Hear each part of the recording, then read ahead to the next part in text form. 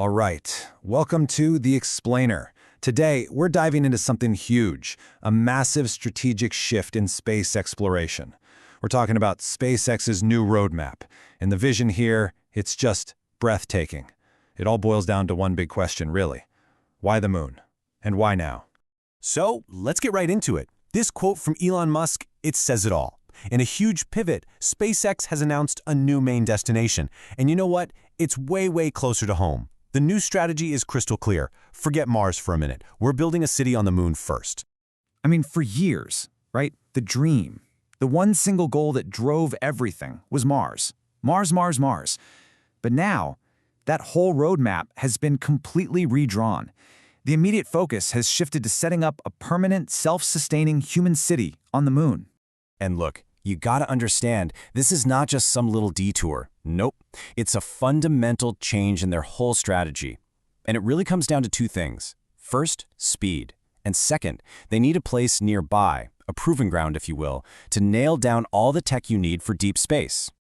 Okay, so what makes this whole incredible vision even possible? I mean, what's the one thing, the key that unlocks our ability to even think about building a city on the moon?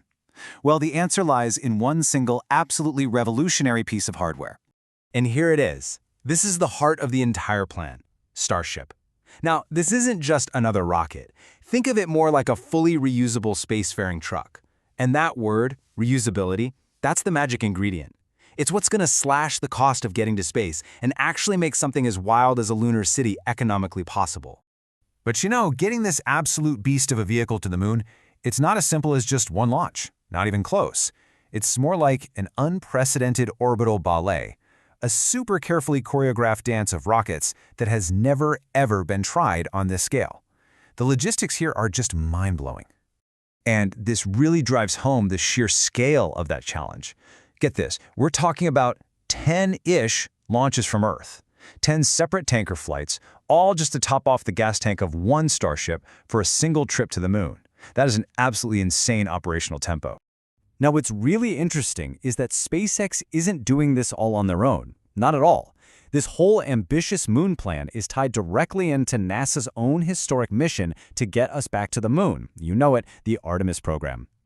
And this is the crucial part, right here. Starship isn't just some private dream for a future city. No, it has been officially picked by NASA to be the ride that takes its astronauts down to the lunar surface. It is the lander for the Artemis generation. So check out this roadmap. This isn't science fiction, it's happening soon. It kicks off in 2026 with a crewed flyby, the first time we've done that since the Apollo days. Then there's a super important uncrewed landing test in 2027. And then, the main event, the big one, the historic crewed landing, currently slated for 2028. So you've got to be asking, how are they going to pay for all this? Right? I mean, a vision this huge, this expensive, it needs a massive economic engine to keep it running. And, well, as it turns out, SpaceX has been quietly building exactly that, right up there in low Earth orbit. Enter Starlink, SpaceX's satellite internet service. And its growth has been nothing short of explosive. We're talking 9 million subscribers and counting, and a staggering 9,000 satellites already in orbit. That kind of growth, that's what creates the cash flow you need to fund a moonshot. Yeah, the numbers are just jaw-dropping. We're talking about $7.7 billion in projected revenue for this year alone. And that success, that money, is what directly fuels the long-term, very expensive development of Starship. To put it simply, Starlink's profits are literally paying for the rockets that will build a city on the moon. And it's not just about getting internet to your cabin in the woods anymore. The technology is spinning off this whole ecosystem of services. You've got Starshield for super secure government and defense stuff, and you've even got services that'll connect directly to your regular smartphone, even when you have 0 bars. Pretty cool, huh? And all of this creates a really vibrant marketplace just orbiting the Earth.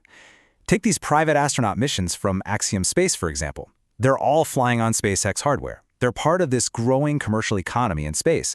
And every single one of these missions adds experience, adds revenue, and ultimately helps fuel that much bigger vision of a lunar city. Okay. So with all this talk about the moon, I know what you're thinking. What about the original dream? What about Mars? Has that just been abandoned? Well, this pivot to our closest neighbor doesn't mean the red planet has been forgotten. Not by a long shot. The timeline has definitely changed, though.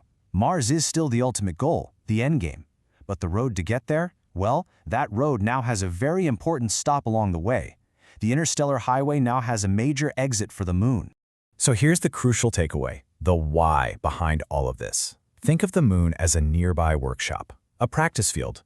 It's the perfect place to iron out all the kinks, to master the super hard stuff, like landing, using local resources to make fuel, and just staying alive for long periods.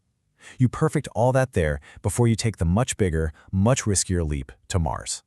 So, this strategic shift, it really does redefine our entire journey into the solar system. It's a super practical roadmap for what is still an incredibly audacious vision. And it leaves us all with one really fascinating question to chew on. Is the moon just a stepping stone on the way to Mars, or is it about to become a destination in its own right?